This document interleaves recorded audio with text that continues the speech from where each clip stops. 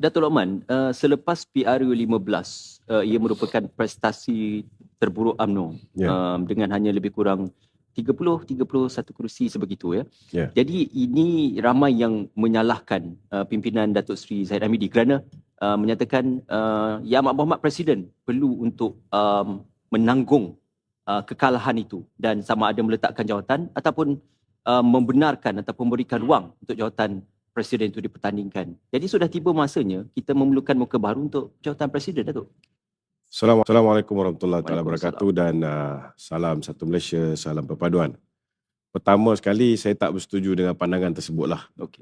Kerana kita masuk dalam pilihan raya sebagai satu pasukan. Kita menang, semua orang claim ini kemenangan bersama. Tetapi bila kita kalah, kita lihat tahun 2018 sendiri pun ada finger pointing ataupun yang menunding jari terhadap Datuk Seri Najib, meletakkan kesalahan itu kepada Datuk Seri Najib seorang.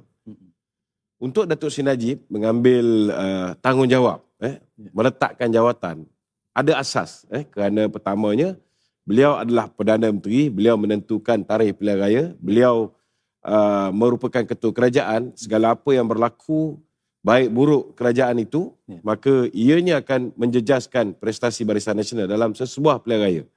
Tetapi dalam isu tahun 2022, kita lihat Perdana Menteri bukan Datuk Seri Zahid. Perdana Menteri ialah Datuk Seri Ismail Sabri. Yang membentangkan belanjawan yang dianggap sebagai manifesto kepada Barisan Nasional, bukan juga Datuk Seri Zahid. Ianya dibawa oleh Datuk Seri Ismail Sabri. Poster boy juga ialah Datuk Seri Ismail Sabri. Tapi malah ketika itu Presiden UMNO mendesak daripada tarikh kemenangan kita di Melaka, di Johor, kita menang besar dan kita ada feel good factor, kita ada semua sekali mood yang baik untuk memenangi pilihan raya umum yang ke-15. Tetapi daripada bulan 3 tahun 2022 sehinggalah bulan 10 barulah mereka membubarkan parlimen. Jadi saya tak bersetuju kalau kita letakkan beban kesalahan kepada Presiden kerana Presiden tidak ada dalam sebahagian kerajaan. Apa yang dilakukan oleh kerajaan ini, kena ingat, kerajaan ini masih 114 orang yang mengangkat Datuk Seri Ismail Sabri adalah 114 orang yang mengangkat Tan Sri Muhyiddin Yassin. Dan ada perjanjian antara Ismail Sabri dan juga Muhyiddin Yassin yang mengatakan dari segi pertukaran menteri-menteri kabinet tidak boleh dibuat. Maknanya dia mengekalkan kerajaan gagal lama. Kerajaan yang telah membuat hari ini rakyat masih lagi merintih untuk mendapatkan KWSP akibat daripada lockdown yang berlaku sepanjang tempoh pemerintahan Tan Sri Muhyiddin Yassin. Jadi kekalahan UMNO pada PRU 15 itu tidak boleh bagi saya ianya ialah kesalahan bersama. Namun kita di dalam parti merasa terkesan amat kerana usaha kita untuk mendesak Perdana Menteri membubarkan parlimen seberapa segera yang mungkin. Bila kita ada feel good factor selepas kemenangan di Johor itu langsung tidak diindah. Ataupun mungkin malah ada bisikan-bisikan daripada menteri-menteri keliling dia cuba untuk memastikan bahawa ianya didrag sehingga bulan 5 tahun ni. Tahun 2023. Cuba bayangkan. Bila kita paksa, malah saya tidak terkejut kalau ada ugutan supaya beliau membubarkan parlimen segera. Kalau kita tak paksa, buat tahun ni bulan 5, apa akan jadi? Kalau buat bulan 10, bulan 11 pun kita dah tinggal 26 kursi kerana kita bagi masa untuk musuh kita bersiap sedia.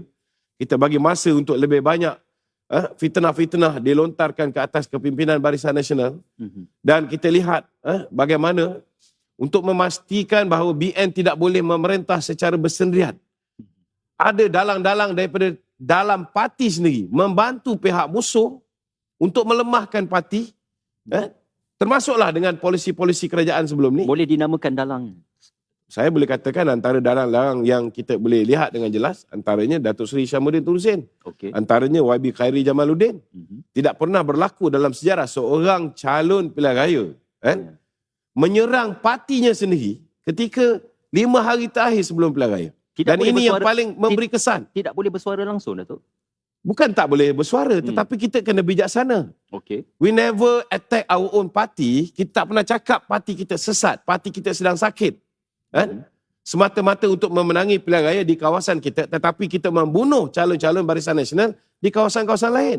Ini tidak pernah berlaku dalam sejarah. Tidak pernah berlaku dalam sejarah mana-mana calon Barisan Nasional menghentam parti sendiri. Tapi mungkin dia ada platform untuk menentang sebab parti. Kebenaran itu pahit perlu dinyatakan oleh mereka. Apa yang pahitnya? Cuba beritahu. Apa yang YB Khairy Jamaluddin tidak ada peluang bersuara. Saya juga pernah bersuara. Bila mana parti cuba untuk bekerjasama dengan Tun Dr. Mahathir. Saya juga dipecat. Tetapi Alhamdulillah hari ini parti sudah menyadari bahawa kita bukan setakat tak boleh kerjasama dengan Mahathir, tidak boleh bekerjasama dengan bodyguard Mahathir, Tan Sri Muhyiddin Yassin.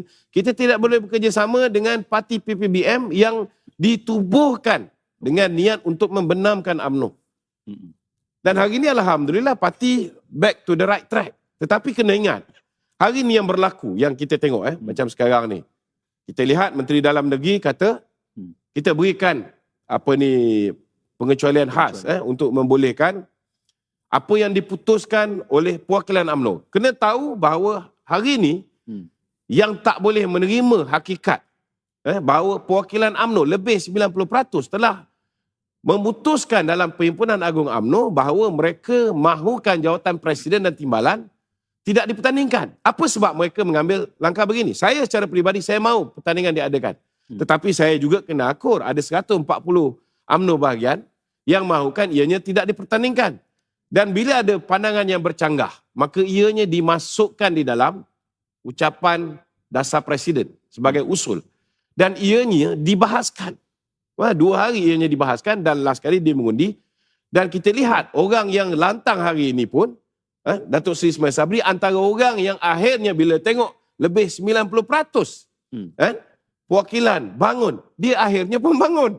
Dia pun menyokong. Cuma selepas dia menyokong, bila keluar, lain cerita dia. Kita lihat hari ini sebenarnya apa yang berlaku dalam negara ini ialah power struggle. Power struggle antara mereka yang nak bersama membentuk kerajaan bersama Tan Sri Muhyiddin sebagai Perdana Menteri dengan power struggle di antara kumpulan yang mahu meneruskan kerjasama dalam kerajaan perpaduan bersama dengan Datuk Seri Anwar Ibrahim sebagai Perdana Menteri. Jadi, geng yang nak bersama dengan Perikatan Nasional yang telah menjalin dan membantu Perikatan Nasional memenangi banyak kerusi dengan sabotaj dalaman dan sebagainya. Mereka ni masih lagi belum boleh move on. Mereka masih lagi. Walaupun kita tengok perwakilan. Kalau saya akan rasa malu tau sebab mereka berkempen untuk pastikan perwakilan menyokong idea mereka supaya jawatan Presiden dan Timbalan tidak dipertandingkan. Tetapi kita lihat walaupun ada macam-macam usaha menyogok dan sebagainya, perwakilan UMNO mengambil keputusan tidak mahukan pertandingan kerana mereka tahu hari ini yang desperate, yang takut untuk menjadi kluster mahkamah, yang takut akan berhadapan dengan petition mahkamah macam Tuan Guru Haji Hadi 6 hingga 23 bulan ni kes dia akan dibicarakan. Mungkin kerana sogokan yang diberikan kepada pengundi-pengundi di Marang, dia akan hilang kerusi. Orang-orang yang takut hilang kerusi, termasuk mereka yang mungkin berpotensi dalam parti UMNO sekali yang mungkin berpotensi menjadi kluster mahkamah. Mereka sudah pasti akan gunakan platform ini untuk pastikan bahawa jawatan Presiden itu dapat dirampas.